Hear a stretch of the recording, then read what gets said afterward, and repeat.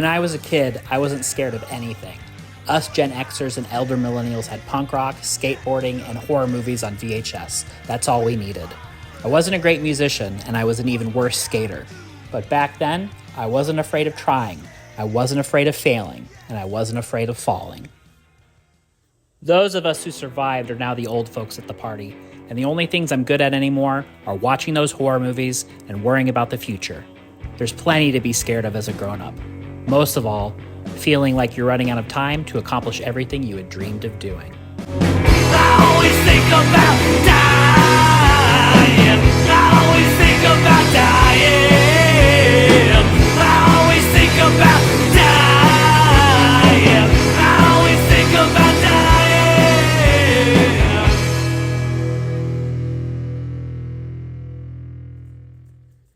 So how did all this movie reviewing start? Well, we would have to go back some years ago before my adventures in Los Angeles in a rural stretch of desert called Satan Valley, Arizona. My uncle is coming to visit me in Phoenix. That is, my father's brother, Franklin. They rarely talked, but I had heard stories that he was a major in the Air Force stationed overseas, some sort of overseer of a remote listening post. My uncle contacted me out of the blue. He was going to travel by himself, flying in his own plane, and he wanted to deliver a present. He was supposed to call me from an airfield he said was in Satan Valley. I canceled all my plans and made arrangements to drive an hour out into the desert. But I never heard from him again, and there's no record of either a flight or a plane having ever landed.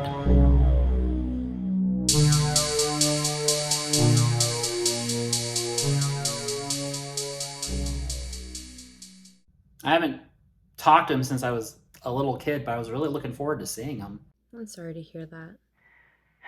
Yeah, thanks. On a kind of brighter note, however, it does give us the opportunity for you to come with me to the Clive Barker Marathon. Yeah, I can totally make that tomorrow. It's tonight. It is? I was going to go by myself because you were reuniting with your uncle. Unfortunately, things have changed, but fortunately, I would really love for you to go with me. Shoot, I can't, gal. I made plans with Brian and Mark to go check out Satan Valley and see if we could find any information about the airfield. You already made plans. Yeah, Mark and Brian are supposed to meet me out there. Cool. Just thought you would make those plans with me. It's a Clive Barker Marathon. I know, gal, but I have all those movies on VHS. We can watch them another time. Brian just became a dad. I barely get to see him anymore. And, you know, Mark's been sensitive since the eyeliner poisoning incident. Okay, so get together with them on another day. I don't know what else to tell you. Look, I'm trying to hear you. I mean, literally, I'm trying to hear you. I can't hear anything on the sandwich phone. This is really important to me, and you already canceled on me once. And it's the only night that they're showing this, so... I mean, come on, gal, they're just movies. Cool. Go to hell, Hub. I wish I could tell you that I got better at talking to women, but the two women I've been married to can tell you that's not true. What's ironic in retrospect is Mark and Brian had to cancel, and I went to Satan Valley by myself. That's where I met the imp. Hello, Hub. I knew he had something to do with my uncle's disappearance. He presented me with the gift that my uncle had traveled to deliver.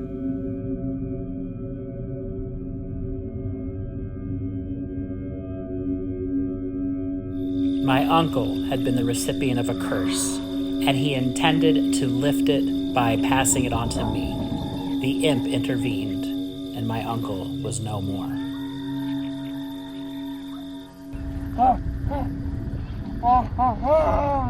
I've wrestled with this box over the years. This box that contains all the pain in the world. The only way to keep it sealed is for me to keep watching horror movies and review them on YouTube for fine folks like you. I don't think it's necessarily required for the box to watch the videos back with me, but we seem to enjoy it. If you really want to stress about what happens after death, let's take a look at Talk to Me, a new A24 hit recently available on demand. Now, as always, particularly important to note during the 2023 WGA and SAG-AFTRA strikes, films that my series and others cover would not be possible without the labor of the writers and actors as well as the production crews. As for Talk to Me, it was directed by Danny and Michael Filippo, these Aussie twins who started out as backyard wrestlers and stunt YouTubers. Danny wrote this film with Bill Hinsman, which is also the name of the actor who played the cemetery zombie in Night of the Living Dead. And the twins are shifty about who the guy is, so probably a pseudonym for someone, who knows. The story is based on a concept by Daley Pearson, best known as Rocco on Bluey, and in the MCU as Thor's ex-roommate Daryl. So what's it about? I want you to go in knowing as little as I did, but it's fair to tell you the basic premise. You ever mess with a Ouija board? So pretend that's the latest rage in this Aussie town, but instead of a board, it's a severed hand. And bad things happen as a group of kids take the trend too far. Sophie Wilde is an incredibly talented rising star from Sydney who I'm excited to see in future roles. I think she is so good in this as Mia. Okay, so you understand I like her and she did a great job? Cool. Mia sucks, man. Just the worst. Bad decision after bad decision. Mia, you dum-dum. Her friends are brother and sister Riley and Jade, played by Joe Bird and Alexander Jensen. Also brilliant young Aussie actors. And you really feel for them in what unfolds, though I think friend of the show Colleen Carney Hefner found Jade to be kind of a square. Anyhow, what came to mind for me right away was other tales of young adults alternatively toying with or trying to outrun supernatural manifestations of death. Final Destination, Flatliners. I would argue the hand as a magical object is reminiscent of the box in Hellraiser, especially when we think of wagers and risk. I've seen others invoke the phrase possession horror, and I think that's also fair in comparison with Smile or any Evil Dead incarnation. A24 really has a niche when it comes to twisting the knife in terms of guilt and interpersonal relationships, Hereditary, for instance. And Talk to Me hits those notes just as much as it hits the supernatural stuff and unsettling gore. In fact, I think it balances all those elements in a satisfying measure. And even with its Australian setting and a beat in the beginning with an injured animal in the road that, sorry, we already did see in another Aussie banger, Sissy, the story really could play out in just about any city or country with any group of friends and their family. Grab that hand and let Talk to Me in. Of all the places you could die, could you imagine while getting a haircut? Well, I guess there's that whole Sweeney Todd thing, but this is even better. Somewhat recently on Twitter, aka Elon Musk's ex, writer-director Jill Gavargizian, aka Jill 6, was trending with discussion of her 2020 masterpiece, The Stylist. So I thought I'd introduce it to those of you who haven't had the grisly pleasure. It's a feature film based on a short of the same name with Najara Townsend as the title character named Claire. Claire is a self-hating woman who simultaneously feels inadequate, jealous of other women's lives, and resentful of women who she judges as unappreciative of their lives. Think Maniac meets single white female, because instead of moving in and slowly taking over their identities, she just scalps them and roleplays as them in private to make herself feel a little better. This destructive impulse gets challenged when she starts forming a fulfilling friendship with client Olivia, who's played by Brea Grant, who I'll always boast having been in a movie with called The Weathered Underground, and who has some excellent directorial credits of her own with 12-Hour Shift and Torn Hearts. Jill 6 has curated a top-notch cast, beautiful cinematography, edge-of-your-seat tension, and an unsettling tale with a killer main character whose point of view you're glued to like a toupee. The Stylist may or may not end exactly like you predict. Are you rooting for Olivia to escape the fate of Claire's doomed clients, or for Claire to conquer her demons, or just for Claire to get away with it? Find an empty page in your diary and squeeze in a session with The Stylist.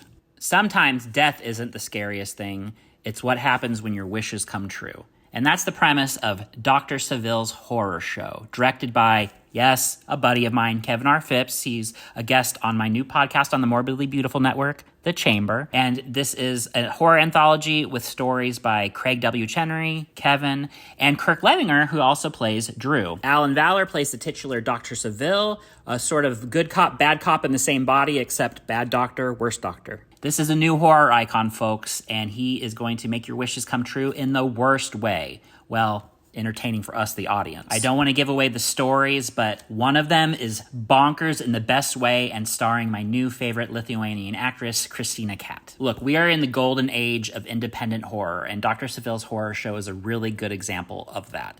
These are mostly Arizona folks coming together and making their own new horror icon, their own new exciting horror anthology, and I just love this so much. There's even queer representations, beautifully shot by director of photography Shannon Dia. All these folks I mentioned pitched in on editing, art direction, costume design, makeup. But it's not just a cinematic artistic accomplishment. It's a really fun movie. And there's going to come a moment in one of the stories where you realize something else has been going on the whole time under your nose, and it's just going to blow your mind.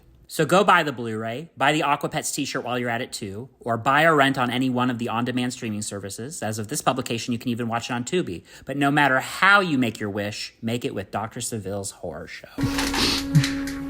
Be careful what you wish for. And while we're on the subject of local friends made good, let me quickly talk to you about Dylan's New Nightmare. So all you Freddy Krueger fans should remember Wes Craven's New Nightmare, the meta tale of Freddy being out in the real world and terrorizing the actors and crew behind the Nightmare movies. Well, Cecil Laird from the Horror Show channel on YouTube has made Dylan's New Nightmare, starring Miko Hughes, yes, the original Dylan, and also Dave McRae as Freddy Krueger. You even get Ron Sloan in there from Friday the 13th, A New Beginning, and 13 Fanboy. And the Hatchet series is referenced in a clever way, too. I think a lot of us have been waiting for a new Nightmare on Elm Street for a long time, and this brings back Freddy Krueger in a really novel way. I'm sure we would have expected a reboot, or a reimagining, or a new sequel from the continuity of all the movies, but this is an offshoot of the meta New Nightmare movie, and that's just great. And it's a short film, it's a fan film, and so you're not going to get a complete saga here. It's almost a taste of what we would want more of, and I definitely wanted more of it after watching it. It's on YouTube for free. It's on the Horror Show channel on YouTube. Not only is it great to see Miko Hughes in this role again, but Dave McRae makes a great Freddy. Don't check your dial, folks. You didn't tune into Transylvania's public access station. 10 years ago, Chris LaMartina released the WNUF Halloween Special. It's a parody of 80s local television. It's got commercials. It's got a local news broadcast happening on Halloween, and some scary stuff happens, so it's kind of found footage, right? Well, LaMartina has returned to this universe with the Out There Halloween Mega Tape, aka the WNUF Halloween sequel.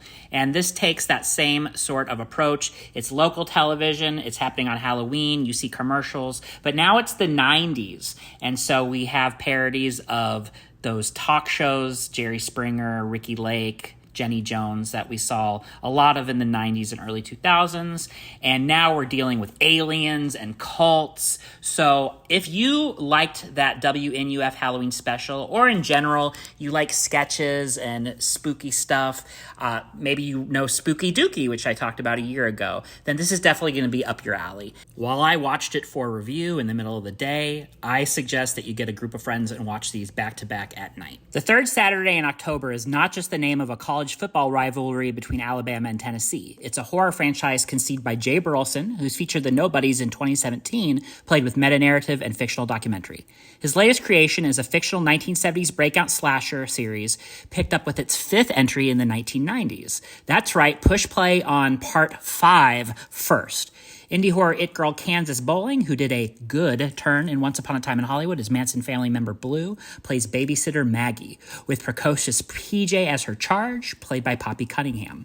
It's the day of the big game, but also the day when Jack Harding, played by Antonio Woodruff, emerges to kill indiscriminately. And what unfolds is almost your standard 1990s slasher franchise entry, but you have some even greater gore and acting than usual because this was actually made in 2022.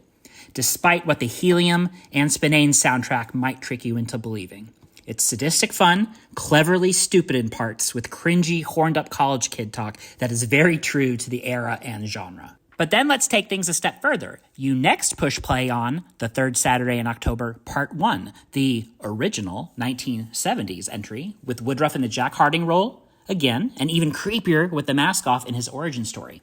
And you may recognize the Devil's Rejects' Lou Temple here as the dad of our likely final girl, played by Alison Shrum.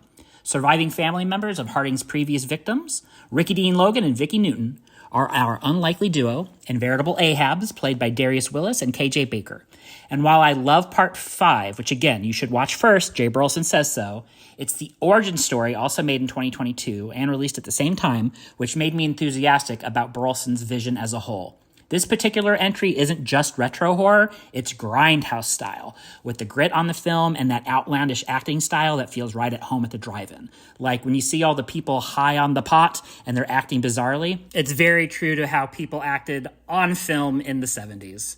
I don't know about real life. If you remember GeoCities and other late 90s early internet offerings, you'll be tickled to know that there's even an Angel Fire hosted fan site out there that describes each third Saturday in October sequel. And I kind of want to see Burleson pull off each one in each style from each era. They say when it comes to stories, nobody is reinventing the wheel anymore, but this is a pretty cool pair of wheels. Third Saturday in October, Part 5 and Part 1 is, as of this publication, available on Tubi. So whether you've been with Video the Dam since year one, or you're new to the show thanks to the Morbidly Beautiful network, I want to thank you for watching. And I hope you have as much fun watching these shows as I do making them. I have to thank Lou from Baby Ghost Creations for fielding some of that camera work for that first 5 minutes of series lore. Had to pretend it's 2015 and every YouTube series has lore.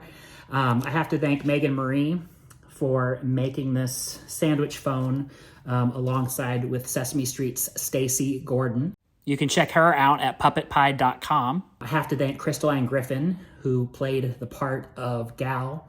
You can see her in Daisy Durkins as Sister Slaughter. Those are a series of Mark Mackner movies on trauma that you should check out. Got to thank Heavy Breather and Manhattan Murder Mystery for providing the intro music. Appreciate y'all. And R.I.P. Windham. And I'm going to deliver new episodes for you about every 2 weeks. I also have a weekly interview series with horror performers and creators called The Chamber, also on the Morbidly Beautiful network. And none of this would be possible without the box that contains all the world's pain.